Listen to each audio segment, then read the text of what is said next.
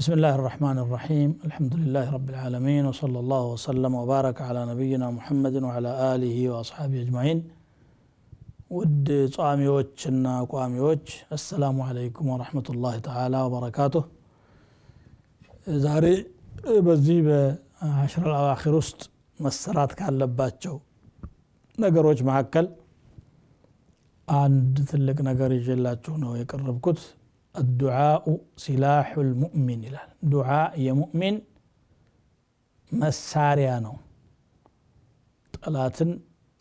የሚያጠቃበት በረከትን የሚያገኝበት ትልቅ መሳሪያ ነው አላህ ደግሞ የሚለምኑትን ሰዎች ይወዳል አይሰለችም ሰው በባህሪው ለማኝ ሲበዛበት ይሰለቻል አንድ ቀን የሆነ ነገር ከጣለ በማግስቱ አንተ እኔን እንጂ አላየህም እንዴ በየቀኑ ነው የምትጠይቀኝ ይላል አላህ ግን يحب الملحين ንዝንዝ አርገው የሚለምኑ ባሪያዎችን ይወዳቸዋል ደካማ ባሪያዬ ከኔ በስተቀር ማንም እንደሌለው አውቆ እየለመነኝ ነው علم عبدي أن له ربا يغفر الذنب ويأخذ به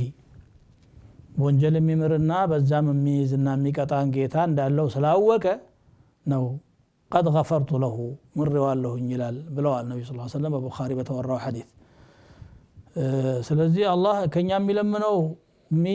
ይቅርታ ከኛ የሚፈልገው እንዳናጠፋ ሳይሆን እንዳናጠፋ መሆን አንችልም ፍጹም አይደለንም እና ደካሞች ነን ስናጠፋም ወደሱ እንድንሸሽ አዎ አታጥፉ ብሎ ከልክሎናል ሆኖም ሸርተት ማለታችን ስትላይ መውደቃችን አይቀርም ከድክመታችን የተነሳ ግን ጌታዬ ካንተ በስተቀር ማንም የለም ላ መልጃ ወላ መንጃ منك الا اليك ካንተ ሸሽቶ አምልጦ የትም ሊከዳ አይቻልም ወደ አንተ ካልሆነ በስተቀር ففروا الى الله ወደ አላህ ሽሹ እንዳለው ወደ አላህ መሸሽ ነው የሚጠበቅብንና ይሄንን ነው ማድረግ ያለብን በተለይ 10 الأواخر ላይ ደግሞ አይሻ ረዲየላሁ ተዓላ عنها ነብያችንን ሰለላሁ ዐለይሂ ወሰለም ለይለቱል ቀድር የትኛው እንደሆነች ባወቅኩ ጊዜ እንደው ማወቁ ከተሳካልኝ ምን ብዬ ለምን ብላ ጠይቃቸው ረዲየላሁ عنها ምን አሉ قولي اللهم انك عفو تحب العفو فاعف عني ጌታዬ አንተ ይቅርባይ ይቅርታን የምትወድ ጌታ ነህና ይቅር በለኝ ብለሽ ለምኝ አሉ ለቆም ለምነው ከአላህ ይቅር እንዲለን ነው ጎደሎ አለን ምንም ጥያቄ የለውም ድክመት አለን አጥያቶችም አሉን ንጹህ ነን ብለን ራሳችንን ማድነቅ አይገባንም ግን ያንን የሚያራግፈው የሚያጸዳው ጧሃራ አድርጎ ያለፈውን ምሮ በመልካም ነገር ተክቶ ለጽድቅ የሚያበቃው አላህ Subhanahu Wa Ta'ala ነው እሱም መለመን ነው መንገዱ ማለት ነው ለምኑኝ ነው ያለው وقال ربكم ادعوني استجب لكم ان الذين يستكبرون عن عبادتي سيدخلون جهنم داخرين ጌታችሁ ለምኑኝ ጥሩኝ ድረስልኝ በሉኝ ዱዓችሁን እቀበላችኋለሁ እነዛ እኔን ከማምለክ እኔን ከመለመን እኔን ከመገዛት የሚኮሩ ሰዎች ተዋርደው ጀሃነም ይገባሉ አላህን አለምንም ያለ ሰው ኩራት ነው ለዛ ያደረሰው በመሰረቱ ክህደት በአጠቃላይ መነሻው ኩራት ነው سأصرف عن آياتي الذين يتكبرون በማለት እንደገለጸው ከኔ አንቀጾች እነዛን የሚኮሩትን መልሳቸዋለሁ እንዳይቀበሉ አደርጋቸዋለሁ ብሏል ስለዚህ ትቢታችንን ትተን በትህትና ለአላህ ዝቅ ብለን መለመን እኛ ባለ ጉዳይ ነን ሐጃችን አያልቅ እሱ ደግሞ የተብቃቃ ጌታ ነው نحن الفقراء يا ايها الناس انتم الفقراء الى الله والله هو الغني الحميد ወደ አላህ ከጃዎች እናንተ ናችሁ አላህ መስጉንና የተብቃቃ ጌታ ነው በማለት እንደገለጸው እኛ ባለ ጉዳይ ነን ባለ ጉዳይ ትቢትና ኩራት አያዋጣውም የትም መሄድ አይችልም ደግሞ ከአላህ ሌላ ማን አለ ወዴት ይሸሻል ደግሞ አላህ ምን አከፋ መቼ ችሮታውን አልከለከለ ረህመቱን አልነፈገ ለምኑኝ ነው ያለው ሳይለምኑት ሲቀሩ ነው እንደውም የሚቆጣው لا تسألن بني آدم حاجة وسل الذي أبوابه لا تحجب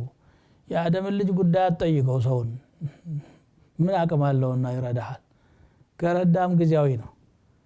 እንደውም ማንን ነው ለምን ያለበት الله يغضب إن تركت سؤاله الله ለመናውን ካቆምክ ይቆጣል ማንን አግኝተው ነው የማትለምነው ብሎ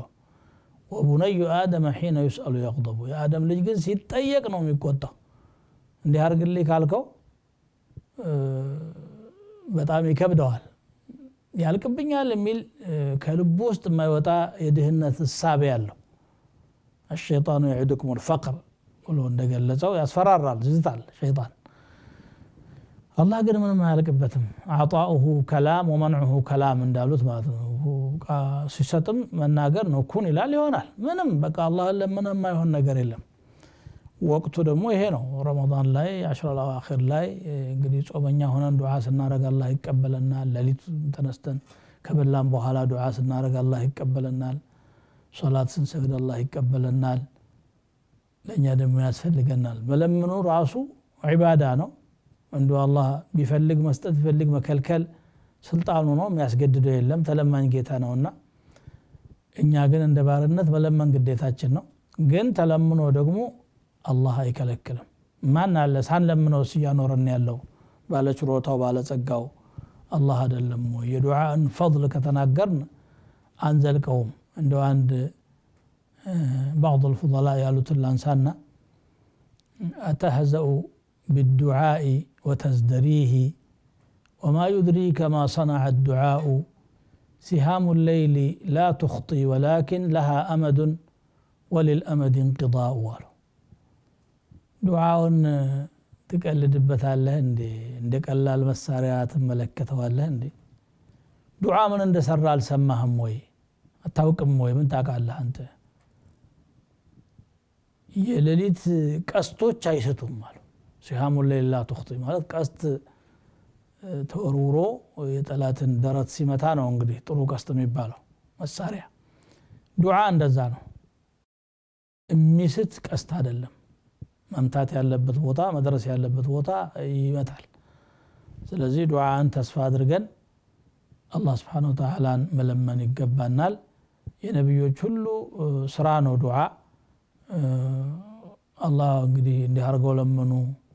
فدعا ربه اني مغلوب فانتصر نبي الله نوح አንስቶ ጌታውን ለመነ ተሸናፊ ነኝና እርዳኝ አቅም የለኝም رب انصرني على القوم المفسدين نبي الله لوط ደግሞ አገራት ፊዎች ለአንተ ወርዳኝ አሉ وزكريا اذ نادى ربه نداء خفيا قال رب اني وهن العظم مني مستراوي ጥሪ አላህን በጠራ ጊዜ ዘከርያን ማስታወስ ጌታዬ አጥንቴ ደከመ واشتعل الراس شيبا راسي በሽበት ተንቀለቀለ فهب لي من لدنك وليا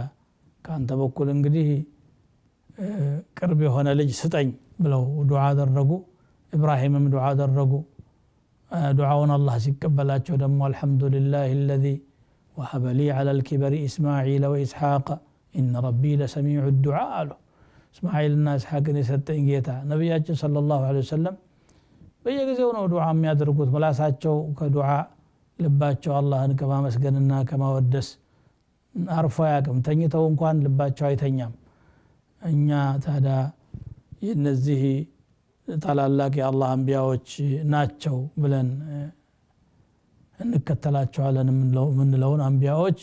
ፈለግ ተከትለን አላህን ማለምንበት ምን ምክንያት አለ ወቅቱ ደግሞ ይሄ ነው እንግዲህ ረመዳን በተለይ 10 አልአኺር የዱዓ ገበያ የደራበት የአላህ ረህመት በር የተከፈተበት ያ ባጊ الخير اقبل በጎ ነገር ፈላጊ ሆይና ወደዚህ አትሽሽ ያ ባጊ الشر اقصر አቁም በቃ አንተ ደግሞ ክፋት የምትፈልግ ሰው ክፋት አይጠቅምም ተብሎ የሚታወጅበት ወቅት ላይ ደርሰን አላህን ማለምንበት ምን ምክንያት የለምና አላህ እንግዲህ ጾማችንንም ተቀባይነት ያለው ያደርግልን ሶላት ጾማችንን ዘካችንን መልካም ስራችንን አላህ ይቀበለን ደካማ ጎናችንን በይቅርታ ይለፍልን ምህረቱን ይለግሰን اللهم انك عفو تحب العفو فاعف عنا በማለት እናጠናቅቃለን وصلى الله وسلم وبارك على نبينا محمد وعلى اله وصحبه والسلام عليكم ورحمه الله وبركاته